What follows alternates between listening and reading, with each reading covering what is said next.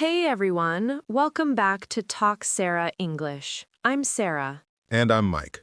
Today we're talking about something that's always present in our lives, even when we don't notice it. Emotions. Feelings are with us all day long. At work, at home, in conversations, and even when we're alone. But talking about emotions in English can feel difficult, Not because emotions are complicated. but because we're not sure how to express them naturally. Many learners worry about sounding too simple or too emotional.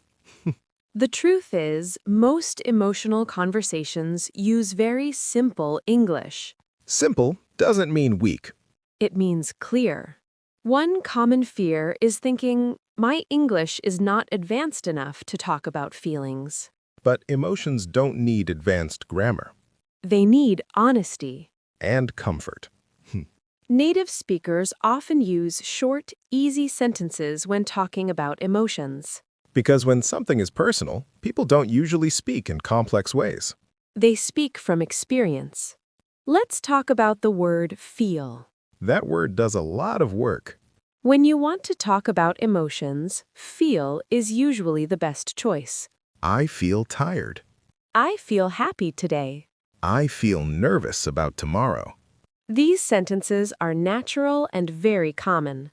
And they don't sound childish or weak. They sound human. Sometimes learners say, I think I'm sad. That sounds a little distant. It's like you're not fully connected to the feeling. But I feel sad sounds direct and honest. English listeners understand emotions better when you use feel. It makes your message clearer. Another important part of talking about emotions is intensity. Because feelings are not always strong. Sometimes they're light. Sometimes they're quiet. English has easy ways to show that. Words like a little, kind of, not really. I feel a little tired. I'm kind of stressed today. These phrases soften the emotion. And they make your English sound more natural. Many learners think emotions must sound dramatic. But real conversations are usually gentle. People often don't say, I'm extremely angry. They say, I'm a bit upset. This kind of language is very common. And very useful. Time also matters when talking about emotions. Yes, when the feeling started or how long it's been there. I've been feeling tired lately. I felt calm this morning. Adding time makes the emotion clearer. It helps the listener understand your situation. Another thing people forget is that emotions change. You can feel one way now and different later. And that's normal. Saying that out loud can feel relieving. I was stressed earlier, but I feel better now. This kind of sentence shows movement. And movement is part of emotional life. Let's talk about comfort. Talking about emotions should feel safe. You don't need to explain everything. Sometimes one sentence is enough. I'm not feeling great today. That sentence is honest without being heavy. English allows this kind of soft honesty. Some learners worry about sharing emotions in English. They think it's too personal. But talking about emotions doesn't mean sharing secrets. It just means expressing your current state. Even small emotions matter. Feeling tired, calm, nervous, or relaxed are all part of daily life. Positive emotions are usually easier to talk about. I feel happy. I feel excited. I feel relaxed today. These sentences are short, but they carry meaning. You don't need extra explanation. Difficult emotions are part of life too. Stress, frustration, sadness. Saying, I feel stressed is not negative. It's realistic. And English gives you calm ways to say it. I've been feeling a bit low. I'm feeling overwhelmed today. These are common, natural expressions. Another helpful thing is tone. Emotions are not only about words. They're about how calmly you say them. Slow, simple sentences sound more confident. When you don't rush, your English sounds clearer. And you feel more comfortable speaking. Talking about emotions is not about being perfect. It's about being understood. Simple language helps that happen. And confidence grows when communication feels easy. When emotions feel hard to express, pause. Think about one word that fits. Then build a simple sentence. I feel. That's often all you need. Emotions connect people, When you talk about how you feel, conversations feel more real, even in simple English. especially in simple English. Something interesting about emotions is that they're not always clear. Yes, sometimes you don't feel just one thing. You can feel calm and nervous at the same time. Or excited but also tired. These moments can be confusing, especially when you want to explain them in English. But English has gentle ways to talk about mixed emotions. One helpful word is and. It sounds simple, but it's powerful. I feel excited and a little nervous. That sentence feels honest and balanced. You're not choosing one emotion. You're allowing both to exist. Another natural phrase is at the same time. I feel relaxed and stressed at the same time. This shows complexity without sounding dramatic. Native speakers use this often. Sometimes learners think emotions must be clear. But real feelings are often mixed. Saying that out loud can feel comforting. It shows self-awareness. Talking about emotions also means reacting to other people's feelings. Yes, conversations are not only about you. When someone shares how they feel, your response matters. And again, simple English works best. If someone says, I feel tired today, You don't need a big response. you can say, that sounds tough. Or, I understand. These responses show care. When someone feels happy, you can reflect that. That's great to hear. I'm glad you feel that way. These phrases are calm and natural. Many learners worry about saying the wrong thing. But kindness is more important than perfect grammar, Even a short response can feel supportive. especially when it's honest. Listening is a big part of emotional conversations. Sometimes the best response is silence. Or a simple sentence. I'm here. Tone matters again here. If you speak slowly and softly, your words feel warmer. Even very simple English can feel kind. When it's said with care, Let's talk about saying you don't feel okay. this can be hard for many learners. They feel pressure to explain everything. But you don't have to. I'm not feeling great today. That sentence is enough. It sets a boundary. And it's honest.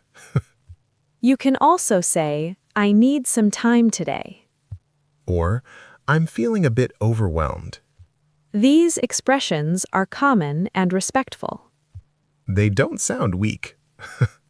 Emotional English is not about giving details. It's about sharing what you can. At the level you're comfortable with. And stopping there. Another important part is responding to yourself. Yes, the way you talk about your own feelings. Being kind in your language helps. Instead of saying, I'm bad at this, You can say, I'm having a hard day. that changes the tone completely. English allows soft self-talk, And that's powerful. especially for learners who feel pressure. Calm language reduces stress. Emotions don't need to be fixed, They need to be felt. and sometimes spoken. In simple, honest English. When conversations feel emotional, breathe. Choose one clear sentence Speak slowly. and let it be enough. Emotional conversations don't need a perfect ending. They just need understanding. And presence. That's what makes them real. Something that changes emotional conversations is confidence. Not loud confidence. Quiet confidence. The kind that comes from knowing it's okay to speak simply. When you accept that, talking about emotions feels lighter. Many learners think emotional English must sound deep or complicated. But depth often comes from clarity, not big words. A clear sentence can feel stronger than a long explanation. I feel unsure right now. Or, I feel a little anxious, but it's okay. These small sentences can capture exactly what you feel. Let's think about emotional moments in daily life. Like waking up in the morning, I feel tired, but ready to start the day. or after work. I feel a little stressed, but also relaxed. Simple English captures reality. Small feelings are important too. Feeling calm, small happiness, slight worry, they all matter. Saying, I feel calm today is just as meaningful as, I feel extremely happy. English doesn't always need extremes. Another helpful habit is checking in with yourself. Asking yourself, how do I feel right now? And answering honestly, even if the answer is very short. I'm not sure how I feel today. That sentence alone is honest and real. And it's enough to start a conversation. Sometimes talking about emotions means pausing. Silence can be a very natural part of conversation.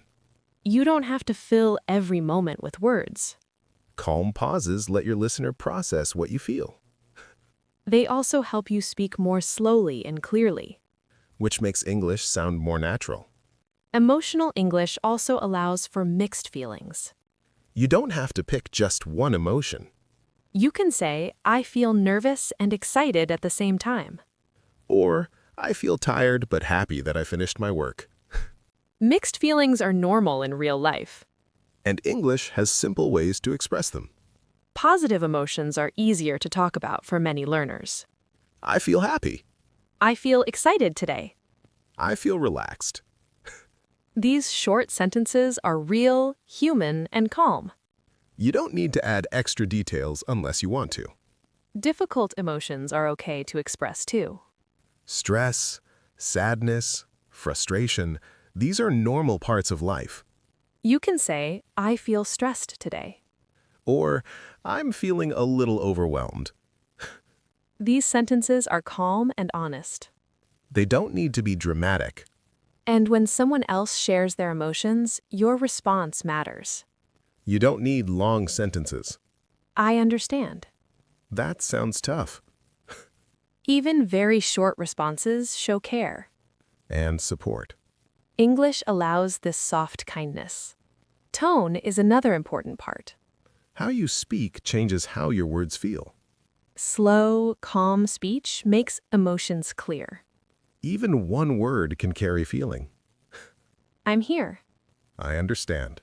Simple words, gentle voice, honesty. Over time, talking about emotions in English becomes natural.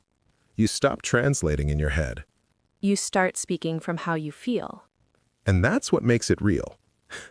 Remember, you don't need perfect sentences. Just enough to be understood. Enough to share your feelings. Enough to connect. And kindness is important, not only towards others, but towards yourself.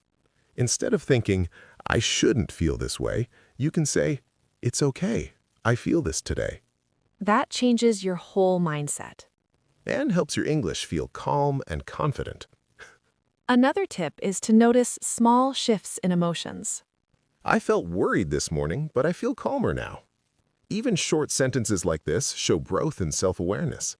They're also very natural in conversation. Sometimes a simple sentence like, I feel a little low today, is enough. It communicates honesty. It communicates presence. And it's okay to stop there. Emotional conversations don't need to be perfect. They just need to be real. And practicing simple, honest sentences builds confidence over time.